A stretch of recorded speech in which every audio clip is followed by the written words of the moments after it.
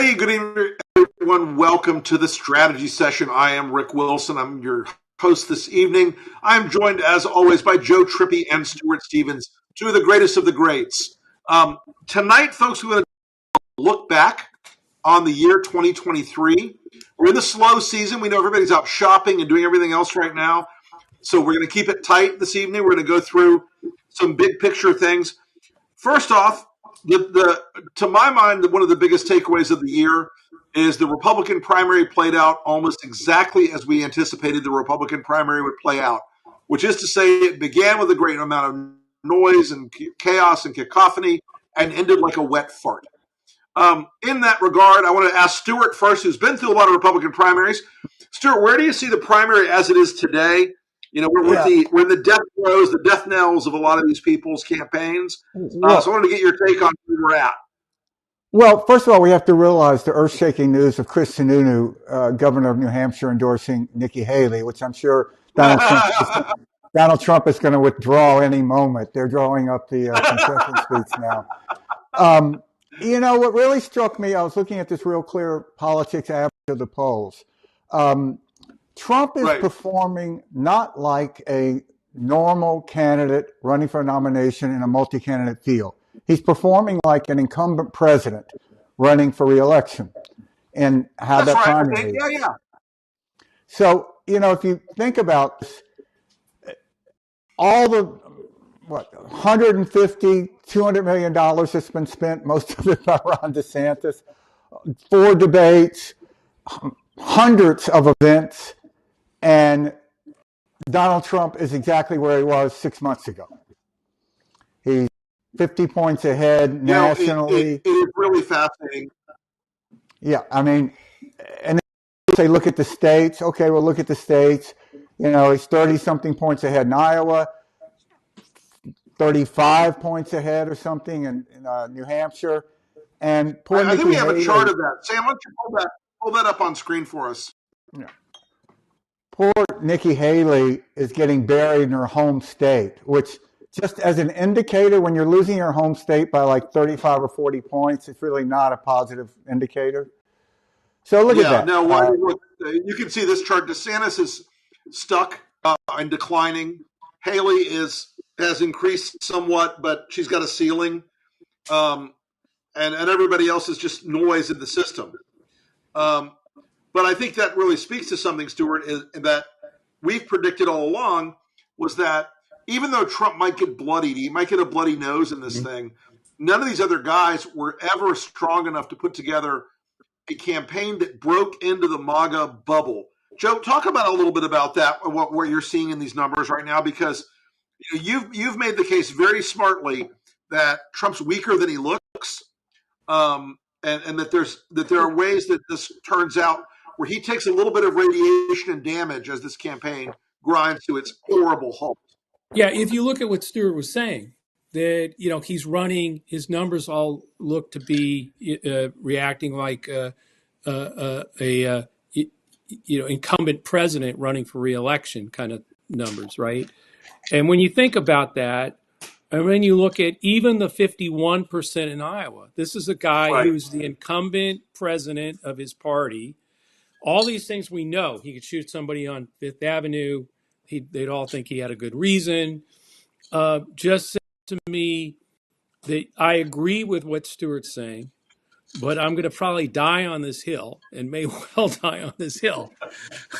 But I still believe that the only thing anyone is going to care about on the night of the Iowa caucuses is who took second. And I actually think this poll helps actually solidify that fact. Here he is, 51. Of course, we all know Trump's going to win. Yeah. The only thing anybody's going to give a damn about is who takes second. And if somehow, some way, Nikki Haley takes second, then I do think that endorsement by Sununu up there in New Hampshire and Christie's vote collapsing to her could well lead to a real race up there. Not predicting, in no way, I agree with everybody, both of you and Reed and everybody else who we talked to about this, that Trump in the end is going to likely be the nominee. And I keep going back to my guy Fritz Mondale, who had these very similar numbers We got 49 in Iowa.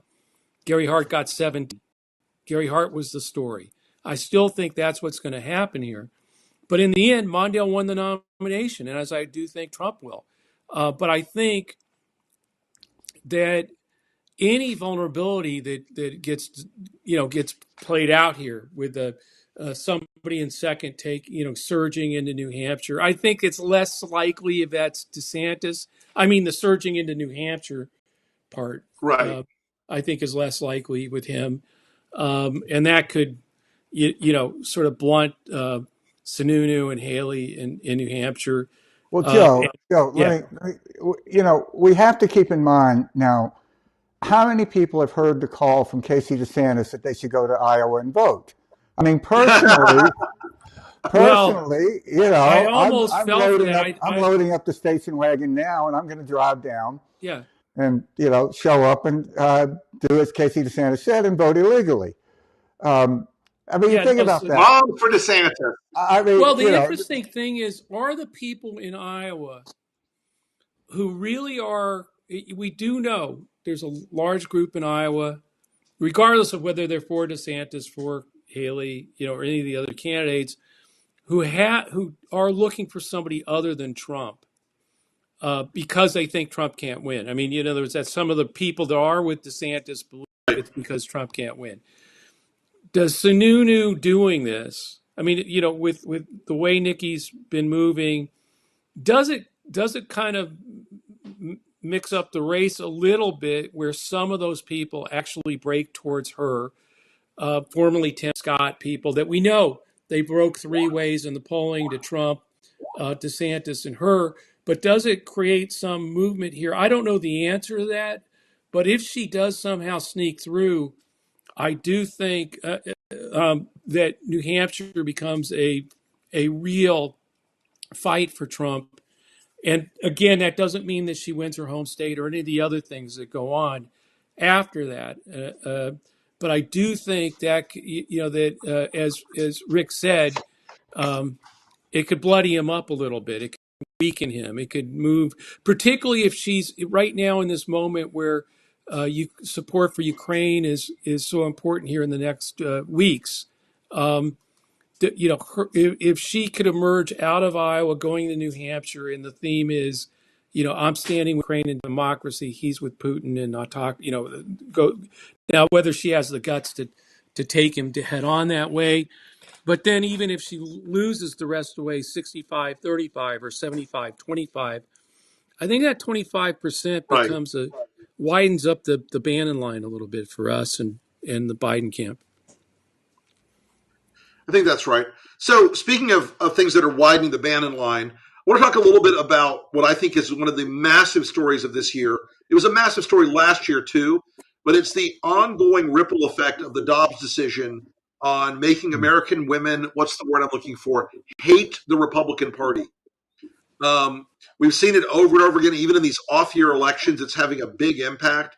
Obviously, the two votes this year in Ohio over choice made this into something that is a persistent issue. And I think what we're seeing in Texas this week as an example, that the old lines that used to sort of define American politics on abortion, you had the H.W. Bush line of safe, legal, and rare, and the Bill Clinton line of safe, legal, and rare on the left, and George W. Bush on the right, saying, there will always be exceptions for the rape, incest, life of the mother exceptions. Now we're just in Texas. It's like, screw the mom, she can die. I mean, what do you guys think about where we are with abortion and the individual liberty question wrapped up in that in the country? Look, I think that this is one of these things that really isn't very complicated. There was a fundamental right that women had in this country had presumed to be, as the three Supreme Court justices said, settled law, and now it's been Right. taken away. So I think it's unsettling in the sense of what else it could lead to, and any kind of basic right that you have. And as it plays out in the specific, grotesque, horrible cases, whether or not it's a a 12-year-old girl in Ohio having to go across state lines and the doctor trying to get arrested. I mean, just the application of this is so horrendous and so insulting to women that I think the consequences of it are only going to escalate. Yeah, Which makes sense because once the law begins to play out, it's really it's not theoretical that it affects people. You have this poor woman who's having to go in front of a bunch of judges, mostly men, and beg for a basic human right to be able to protect yourself, and yeah, it's grotesque. yeah. I think that's one of the stories of this past year is that in a lot of ways, all of the focus, given you got to give the Trump people credit that he has a much smarter team, a much better team this time. They were able to kind of keep him off the scope. Yeah, he would step out after trials, in the courtroom and stuff, and say crazy things. But the all the for the most part, all the focus was on Biden, all of it. And again, because the primary field sucks so bad, there wasn't a whole lot of stories about about the fight about who was going to come up and challenge him, which I think also adds to the boredom of why everybody will be focused on who takes second on the night in Iowa. But I think all the focus was on Biden, on the economy, on is he too old, all those questions that the press kept, that the right kept pushing and the press kept picking up on. But I think what's happening now that's last year. What's going to happen now and moving forward, and Texas kind of points to this, is the consequences. In other words, you can't hide what this stuff is doing forever. It's now going to be front burner, and so will Trump.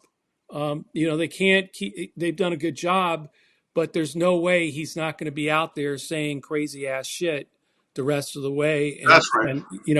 And so I think the contrast, which is predominantly Dobbs was hot when it first came out. We saw votes, in Kansas and other places that showed the intensity. We've seen more and more of that. But meanwhile, the press was doing it's in the past. It's not as engaging. People aren't as energized. Well, guess what? That's now contraire. Yeah, that's not going to work. And then Trump, the same thing. I mean, I think it's going to get hotter for him. He's been able to kind of do try to moderate on abortion of all things after he appointed the 3 judges that overturned it. So I think all that intensity, all that contrast is now going to come to the fore moving forward. So I set up that contrast, the difference in where the focus has been, has a lot to do with why we're in the dead heat or slightly behind Trump that we're in today, and why that's about to turn big time, I think, with the economy and other things that we'll talk about moving forward. Well, I think one of the things that I've been sort of obsessed about in this whole story is the degree to which the Republicans, how quickly they abandoned even the vague lip service to, like the woman in Texas had a condition where the child will not survive, and it threatens her life and her fertility. And yet they're so dug in on it because the incentive structure now is to be as extraordinarily far. I mean, I told this story a few weeks ago. I have a very strong evangelical who said to me recently, goes, "This is actually going to kill the pro-life movement because now it's only the pro 65-year-old white guys telling women what to do movement." So with that, I want to jump to another subject, gentlemen, near and dear to all of our hearts, and it's the Biden campaign. I think they've run a better campaign than people give them credit for in 2023. But as our friend Simon Rosenberg pointed out today, there's a scenario that's out there where we have a presidential primary that's wrapped up on February 4th after South Carolina, and that we're in the race fully on February 4th. There's been a lot of chatter in Washington that the campaign is slow to take off. It's not. They're not. The Biden campaign isn't ready to get in gear until the spring. What are your thoughts on that from both of you? Because my position is always kick the tires and light the fires. Let's get going. But I'm curious what you guys think of that thinking and how that's affected both the campaign they've run this year and the campaign they need to be running next year. Well, look, there's sort of two push and pulls here in my mind. One is I never was waiting for results on an election night and thought we started too early. You always want more time. And time is the great equalizer in all campaigns. It is the one thing every candidate has exactly the same amount of. So there's that. And the other, though, is that I do think that patience has a certain place in politics that's undervalued. And I think that there's going to be an entirely new focus on this race after, like Joe's saying, after Iowa, after New Hampshire. And I think the sooner this can become a Trump versus Biden race, the better Biden's going to do. It is a choice. It's one thing to say it's a choice, not a referendum. It's another thing for it actually to be a choice. Right. And I think that one thing about Biden is I think that he has the ability to emerge as the reassuring, safer candidate in this race. And when people really look at Donald Trump, and Donald Trump, than anybody, you wrote the definitive book on it, is someone who does not do well when he's winning. He gets his worst instincts are encouraged. And I think he feels he's going to come out of this feeling bulletproof, and he's going to have these court cases that are not going to be resulting in conviction anytime soon. Right. I actually have a lot of confidence in the Biden campaign. It's very, very difficult to beat an incumbent president, as they did in 20. I know. I've tried. I failed. And I think that a sooner decided race plays in favor of Biden. Interesting, Joe. Yeah, I think there's two things going on. One is that I do think that Democrats writ large, and it's not just Biden, I'm talking about the entire party. Sure. Still believes too much in in mainstream media and the normal apparatus. I mean, way too much in paid television ads and not fighting tooth and nail like we do on social media and digital channels, which is where the fight is. That's where Breitbart, that's where Alex Jones, that's where most of the Fox News brain room does its business, and where most Americans, regardless of party, pick up their stuff. And I think so. I think the Biden campaign seems slow to fight on that footing, and most of the Democratic Party apparatus does. So that's the first thing I would, that's my critique of why it seems like they're behind. On the other hand, I do think I agree with Stuart, though, that right now there's a lot of denial going on out there. There's a lot of folks on both sides either thinking, well, maybe Trump won't be the nominee, maybe Biden won't be the nominee, maybe both of them won't be the nominee. It's all a bunch of wishful, hopeful thinking that prevents people from engaging in the reality that, no, folks, it's Trump versus Biden, and your choice is democracy versus a dictator, period. And so it makes sense to me that they would decide. I mean, time is precious, money's precious. Wait till people get the drill of what this real, or at least are closer to understanding that what the drill is, that this is Trump versus Biden, in which case start laying down the marker for this is about one thing on the ballot, up or down on democracy. The other thing I think they've done smartly is Bidenomics. People go, oh my God, stop talking about Bidenomics. It's not working. People don't feel it. As we talked about on this strategy session in the past, I firmly believe that if you look at any economic turn, the inflation starts going down, jobs start going up. Inflation comes down as it's turning. You see things like this where you're seeing savings of personal savings have gone up 6% in the latest report. You see the This is a Michigan, terrible recession. yeah, the Michigan Economic Index survey of consumers up 13 points in a month. I mean, it's up at Right. 69%. This is not like small stuff. It takes 3 to 6 months after this stuff starts happening where That's right. people go, oh my gosh, I'm feeling better. The economy's going good. So one of the other things I think that's happening here is, yeah, we went through 2 years of the recession, it's coming. Oh my God, inflation. It's been turning. Bidenomics is working, except no one feels it. There's a lag, there's a delay, even though all these things are happening. And I think 3 to 6 months from now, just by the way, Reaganomics, it was a disaster. 37% of Americans wanted Ronald Reagan to run for re-election.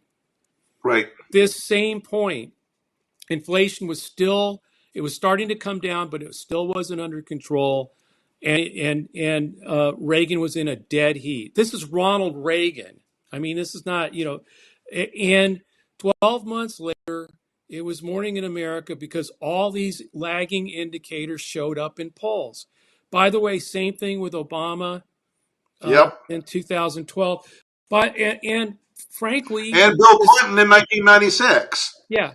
And I was going to say George Herbert Walker Bush, where it was starting to turn, but not quite good enough because That's right. It still lagged 3 to 6 months into the Clinton administration. So you could win that election doing it's the economy stupid because it was improving, but people weren't feeling it yet. The difference here is Right. we've got this should start, I think, in approval and economic numbers in the next 3 to 6 months. That would be a problem if we were only 3 to 6 months from election day. We're basically 11 months away. So I actually think all these things are that we've been looking at in the past, in this last year, that the press has been drilling down and pounding Biden on, is going to be in a much better place for Joe Biden.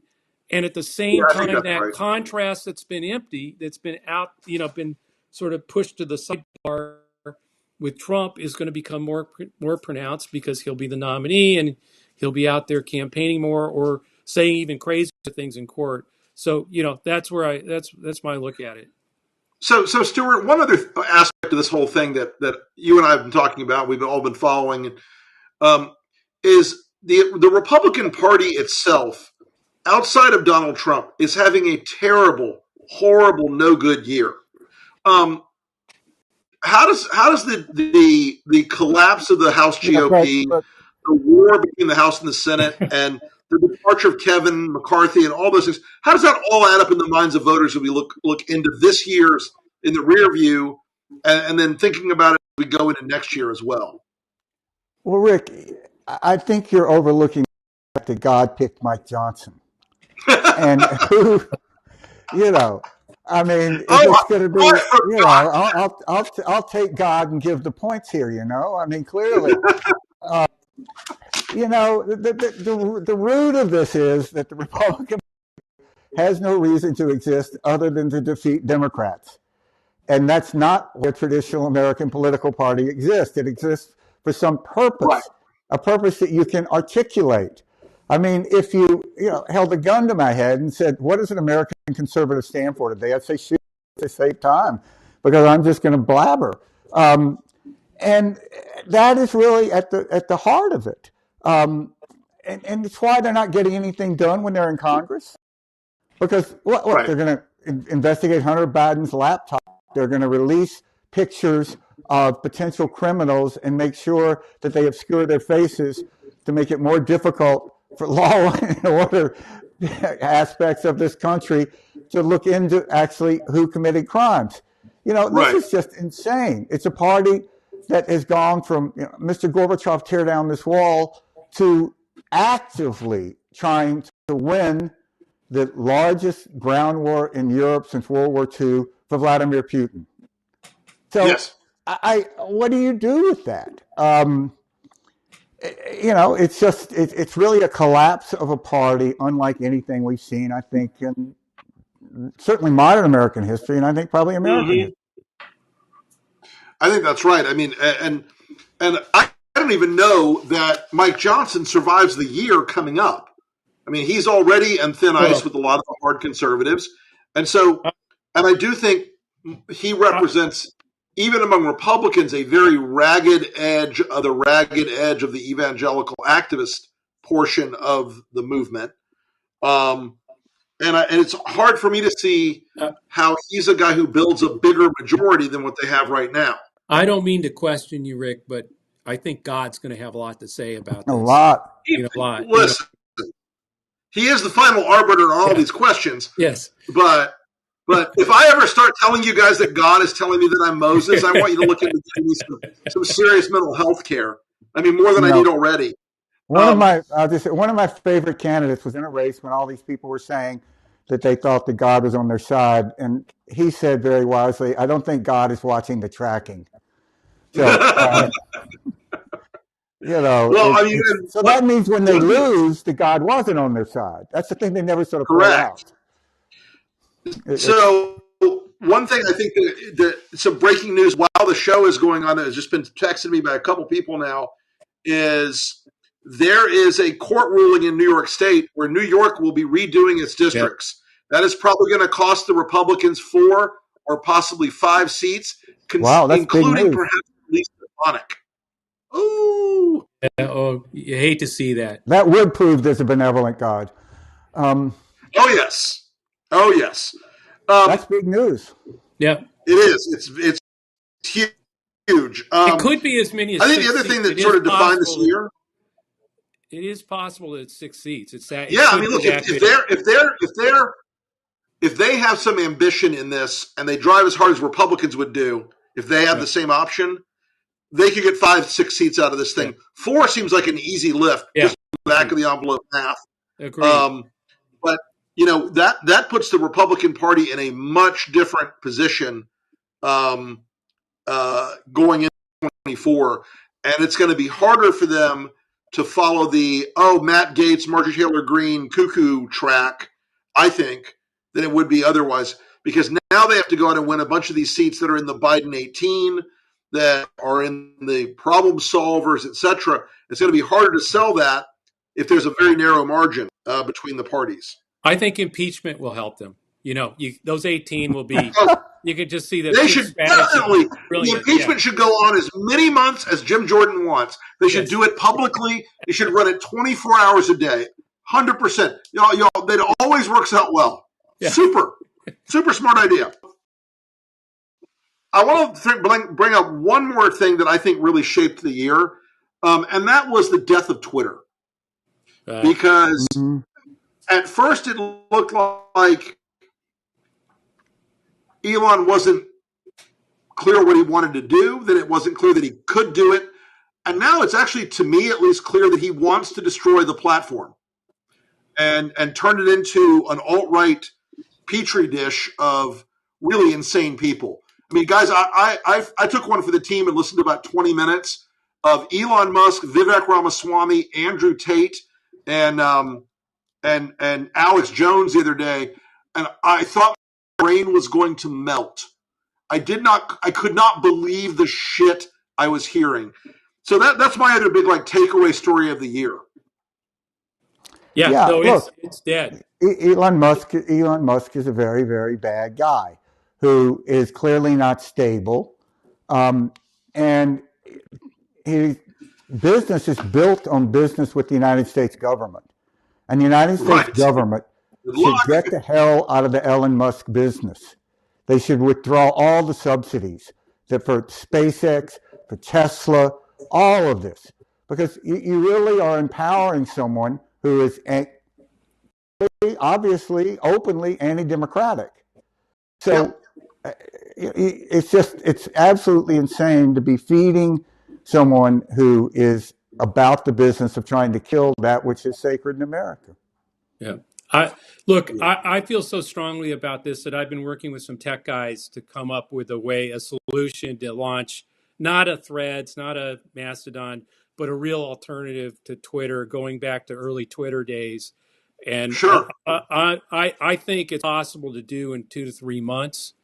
Um, and it'll take some investing, but I'm going to go out and try to get it because I think it's got to happen. Twitter's dead, and and and all of us staying on Yeah, it. it's I really understand fun. we have it's the there are too many people who still rely on each other there, but we've got to build a better place because it's dead, it's gone. It's grotesque. Well, folks, we're coming up on time. I want to make two other personal-ish notes tonight, but I know that Joe and Stu will second me on I think both of these. First is from everybody at Resolute Square and Lincoln Project, we're going to send our prayers out to Nancy French and to her husband David. The Nancy announced today she's battling an aggressive form of breast cancer, and we're thinking about you, Nancy, and all good wishes and all good prayers to you. The second thing I wanted to do, because I officially am 60 now and I feel like an old guy, I want to remember Lawton Childs for a minute. He's the former governor of Florida. 25 years ago, he passed away. Jeb had won the election in November, and weirdly, they had a peaceful transition of power. And Lawton died at the governor's mansion. And I just want to say he was a guy from a different era. He was a man who was an amazing campaigner. He was gracious in victory. He was tough around the negotiating table. I got to work with him a little bit when I first came back to Florida after working for President Bush, the elder, and I always really liked him and respected him. And I'll say something to old Florida: the he coon walks in the light of day. So, Childs, R.I.P., my friend. Yeah, walking Lawton, he was just an amazing, You know, amazing who leader. reminds me a lot of Lawton Childs is Doug Jones. Yes. Yeah. And, And you know, speaking of Doug Jones, tonight's the night, right, Joe? Yeah. This was it. 6 years ago 6 years tonight, ago. that he became the Alabama's first senator, the Democratic senator in like 25 years. And as I posted today, no one thought it was possible. And he were up that night and watched us come from like, I don't know, 100,000 votes behind and surge to the lead and win it by like 22,000 votes. It was probably the most amazing victory night I've ever people don't, part of. you have to have worked in the South to understand how difficult this was. This is like winning the World Series in 4 perfect games. I mean, it's just That's something right. that was extraordinary. And, part of it is, what did it about the Republican Party? It's like a joke.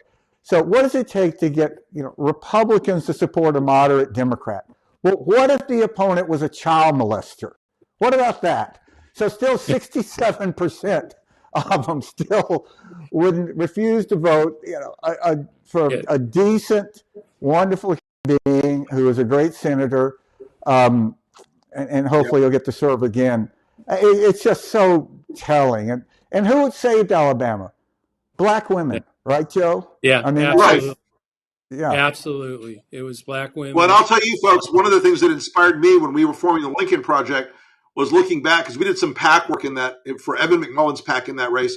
And I watched what Joe and his team were doing of going out and finding those likely those people who would ordinarily be Republican voters and pulling them across the line. It's part Yeah, of the no, model we still use today over at Lincoln, pretty successfully. yeah, no, it was in 2017 the line was big enough of people who you could pull over. The polarization, Yep. even though it was the first year of Trump, was not the same as it was, 2-3 years later in 2020. And because he just kept polarizing and dividing. But it was an amazing race and a great candidate who probably I still think like him and Walter Mondale were the two most decent people I've ever worked for, Hmm. and and capable and willing to work across party lines. Doug Jones Sure. in Yeah. the 3 years he was in there, 22 bipartisan bills with a Republican in the Senate, which during a time when no Republican in the Senate wanted to work with anybody, get anything done, he got stuff done. And they still said no, kicked him to the curb just for Tommy Tuberville. For a failed football Oh, coach. who's screwing our military over now and Ukraine. Just amazing. Well, folks, thanks as always for joining us tonight. I want to thank Joe and Stuart, as always, for a great show and a great conversation. We will see you all again next time here on the strategy session. And want to thank everyone in the audience tonight for joining us. Like and share the content with your friends on your various social platforms. And we look forward to seeing you next time. Thanks, everybody. Listen See to you the guys. enemies list and that Trippy show. Thanks, everybody. Absolutely. Take care. See you guys. Bye.